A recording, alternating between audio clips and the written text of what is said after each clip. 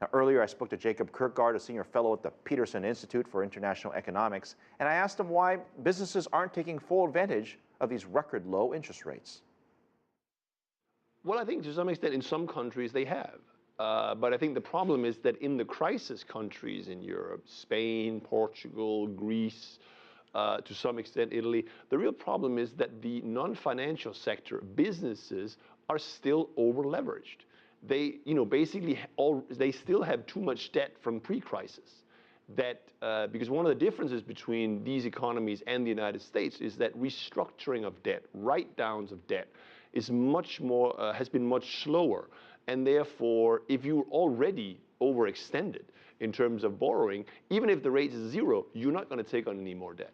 And that's the problem. There's no demand for new loans, basically. We both recently came back from Europe, and one of the things that I took away from some of my visits to cities there was that I did not see a lot of cranes. I did not see a lot of construction projects. I did not see a lot of sort of future planning that you would see here even in Washington, D.C. or in Beijing or other parts of the world where things are starting to pick up again.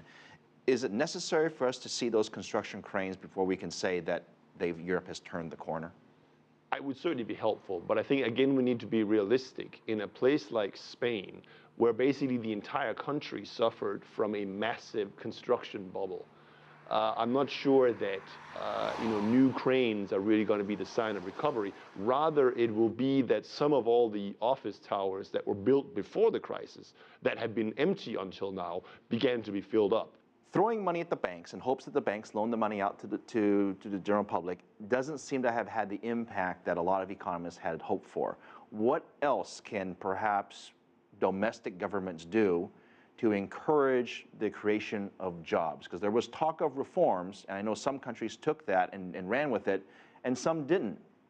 Well, I mean, there's essentially two things you can do. One is the one that they've been talking about, which is structural reforms. We're going to liberalize our labor markets, make it easier to hire and fire workers, etc. But the problem with those kinds of reforms is that they actually take a long time for it to work.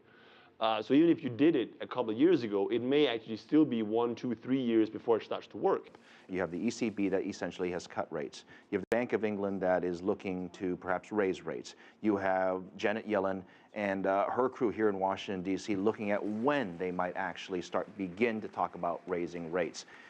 Is it important that all the central banks are on the same page, or is it really okay that some are cutting and some are raising? No, absolutely. That's what you want.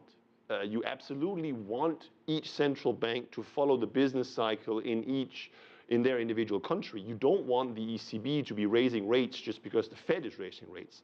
That would be insane. In fact, I think the ECB is secretly hoping that the Federal Reserve will raise rates sooner rather than later, because what will happen is that you'll have a divergence between interest rates in the US and the euro area, and that may cause the euro to decline a little bit. Is it possible that America could help Europe recover?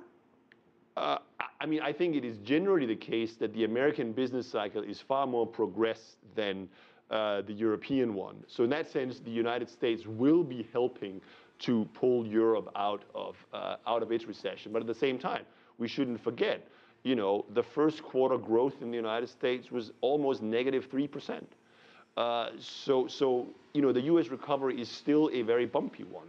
Do you think Janet Yellen has done the right thing to hold off on even any discussion of raising rates? I mean, she's been very, very quiet about that. Yeah, I think she's making the right call, because I think that when I look at an unemployment rate of 6.1%, I think it is excessively good. If you look at the actual health of the U.S. labor market, it is worse than what 6.1% reflects. So people who are saying that, there's all this wage pressures, et cetera, because of an unemployment rate of that level, I think they're exaggerating it. I don't see any wage pressures really in the U.S. labor market. And until we see that, I don't think the Fed should be raising rates. When you compare the Fed, the ECB, the Bank of England, who's doing the best job? Well, I think it's certainly the case that the Federal Reserve had the best tools available when the crisis began, and therefore they were able to deploy, QE, aggressive loosening, take a lot of measures in a preemptive manner. The ECB was hamstrung by the fact that they didn't have the sort of same institutional partners that the Federal Reserve has here in Washington. So, I mean, I think actually that all of them have done a pretty good job. I mean, there's no doubt. Would you give them an A? All of them an A? I would give them somewhere between, you know, a B plus and an A minus, all of them, factoring in the different circumstances. Because there's no doubt that it is the central banks, much more than the politicians, that quote unquote bailed us all out after 2008.